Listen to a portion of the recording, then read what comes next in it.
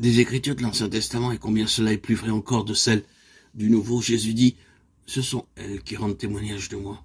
Jean 5, 39. Oui, la Bible tout entière nous parle de Jésus-Christ, le Rédempteur, celui en qui sont concentrées toutes nos espérances de vie éternelle. Depuis le récit de la création, car rien de ce qui a été fait n'a été fait sans lui. Jean 1, 3. À la promesse finale, je viens bientôt, Apocalypse 22, 12.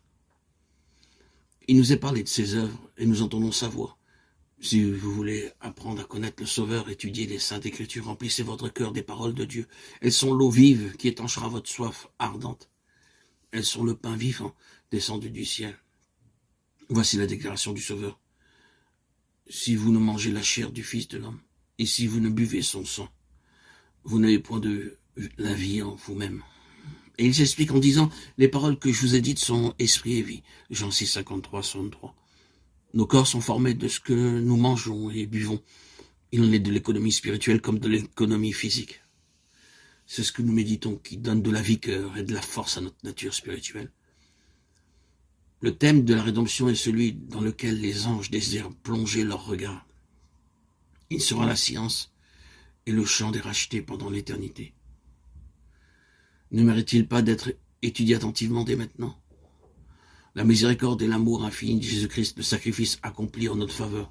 Voilà quel doit être le sujet de nos réflexions les plus sérieuses et les plus solennelles.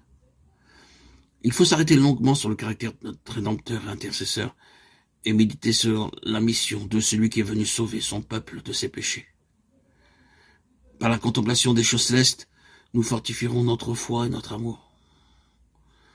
Nos prières seront plus agréables à Dieu parce qu'elles seront de plus en plus inspirées par la foi et l'amour.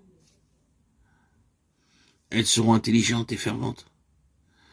Nous acquérons une confiance plus ferme en Jésus et nous ferons une expérience journalière et vivante de sa puissance pour sauver parfaitement ceux qui viennent à Dieu par lui. En méditant sur les perfections du Sauveur, nous sentirons naître en nous le désir d'être entièrement renouvelé et transformé à sa pure image. L'âme désirera ardemment ressembler à celui qu'elle adore. Plus nos pensées s'arrêteront sur Jésus-Christ, plus nous voudrons parler de lui, et mieux nous le représenterons aux yeux du monde.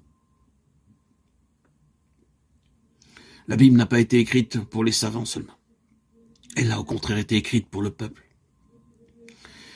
Les grandes vérités fondamentales du salut y apparaissent aussi claires que le jour.